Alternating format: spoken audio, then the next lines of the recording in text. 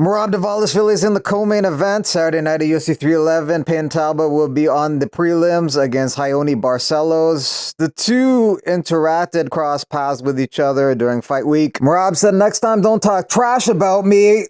Remember, you called me dumb or something," referencing Payton Talbott talking about how Merab may not be the smartest person because he dove headfirst into a frozen lake and injured himself.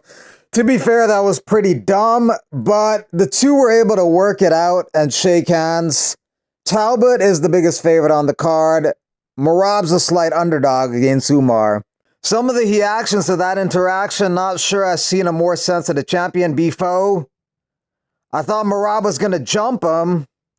He's setting up that matchup after Payton Talbott becomes number 12 ranked by beating Raoni Barcelos and gets the winner of Rob Font versus Dominic Cruz. Merab never passes up an opportunity to have some sort of an altercation. Merab out here G-checking the young bucks. I like that. Most insecure man-child in the game.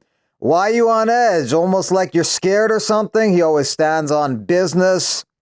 Perfect for Payton Talbott, recognized by the current champ and building storylines. Merab by however he wants. Did Talbott say Merab got Down syndrome? He may be onto something. There's much talk of Merab's great cardio leading up to this co-main event Saturday night against Umar Nurmagomedov. But Umar Nurmagomedov is confident in his cardio as well. I will attack him. When you attack him, he goes back. And when you're going back, it's very hard to try for a takedown. He starts winning fights when his opponents get tired, but he'll never make me tired. Never, ever. Islam Makhachev says it's a possibility that he does fight Belal Muhammad for the welterweight title at some point if he is the champion. They both have the same management. Ali Abdelaziz of Dominance Management, and two of Ali's fighters are fighting against each other Saturday. Bogdan Gushkov against Billy Elakana.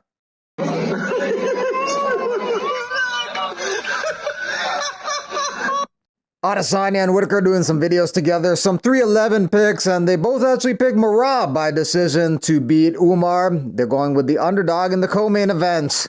Whitaker and Adesanya were split as to who wins between Moicano and Dariush. Moicano was the pick of Adesanya, Dariush was the pick of Whitaker.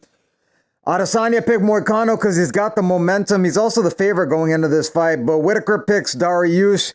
Dariush has only lost his last two fights against really good guys. Title challenger, the current title challenger in Arman Tsarukyan, the past title challenger in Charles Oliveira, who might get the next title shot after this fight. Matt Frevola is rooting for Arman Tsarukyan in the main event against Islam Makhachev. Win or lose or draw, you always form some sort of connection with the fighters you share the octagon with. Good luck, Arman, to get that strap at UFC 311. They took that fight on short notice at UFC 257. Their original opponents dropped out, so they ended up fighting each other on short notice, and Arman Tsarukyan ended up winning a decision. Hands Up Yuri is going to be a new mythical fighter. Remember Carla Esparza, one of the most boring fighters in UFC history, got a whole damn video tribute for her big retirement, yet an actual legend like Clay Guida gets cut and forgotten about. They'll probably do something for him the next event, but that's the absolutely least that they could do. GFL draft next week. Let's get him in there. Dubai, a rising powerhouse in global combat sports, makes its bold debut in the Global Fight League. That's the official statement by the GFL, announcing that Dubai will be one of its teams. Cain Velasquez is supposed to be a coach on that team, assuming everything goes well with his sentencing next week. But yeah, Dubai, new team with the GFL. They're going to be announcing more soon. And now they have just announced the next 5 teams as well. So there's going to be a total of 6. The others are going to be Los Angeles, known as a hub for the world-class gyms and athletes. The city's going to be led by Vanderlei Silva and Coach Rafael Cordeiro, a legendary duo synonymous with Brazilian MMA excellence. Then you got New York, home to most sports fans in the world. New York embodies history and grit. Led by legendary coach Ray Longo, renowned for training champions. The team's manager will be announced soon. So yeah, Ray Longo makes sense to coach New York. 2 champions in the bantamweight division, including the current one, Merab Dvalishvili, and former champ Aljo Sterling he has coached. Then you got Miami. Miami thrives under manager Thiago Alves and coach Conan Silveira, icons in Brazilian and American MMA with roots in the legendary American Top Team, ATT.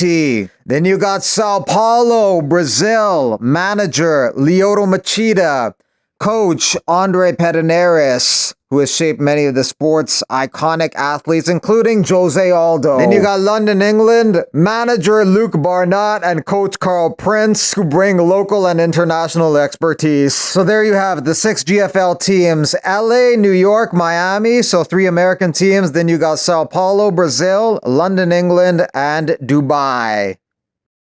Karate Combat 52 in Miami next week, Friday, January 24th, adds Robles de Spain versus Marcos Brigajo. Robles de Spain coming off a quick 5-second record-breaking knockout last month in Karate Combat. He also had a bunch of fast finishes in MMA, a 3-second knockout, 4-second knockout, 12-second knockout, 18-second knockout in the UFC last year in March against Josh Parisian. But then he dropped his next 2 UFC fights and was cut by the organization. He had a very short UFC career, but it was very active. He fought 3 times in just over 7 months, and now he's doing well in the Karate Combat pit. This is a super heavyweight bout, so there's going to be a lot of tonnage moving around in that Karate Combat pit. There's some talk that Pitbull wasn't an unrestricted free agent because PFL could match. They could match whatever offer the UFC gave him, but now Pitbull says he's officially an unrestricted free agent, so that's good. He can migrate to the UFC quicker, hopefully more efficiently, because he's 37, and this isn't the heavyweight division, this is the featherweight division. So you can't really get away with being older in this division. So hopefully he gets in there sooner than later and takes on some of the top 15. 2 division champion in KSW, Saladin Parnas, wants Patricio Pitbull to come to KSW and fight him. He's his next target. Pitbull's not going to go to KSW. He's trying to get into the UFC. He's going to the UFC. He didn't fight that hard to get released by Bellator to go to KSW. He's looking to go to the UFC. And Saladin Parnas could go to the UFC too as well and try and fight him there. Sergey Pavlovich arrives in Riyadh, Saudi Arabia, a couple weeks out from his fight with Jair Zinho Rozenstruik there. Pavlovich is ranked number 4. Rozenstruik is ranked number 9. An opportunity for Rozenstruik to break into the top 5 with the victory. Pavlovich is coming off a loss to Alexander Volkov in his last fight. Volkov looked great in that fight and picked up the decision victory. Michael Figlak no longer on the UFC roster. He had a couple fights in the organization, but he lost both of them to Austin Hubbard and Fares Ziem. He was 8-0 going into the organization. He fought 6 times in Cage Warriors and won all 6 of those fights. 170 sold out. That's Friday, January 24th, next week at the Impact Arena in Bangkok.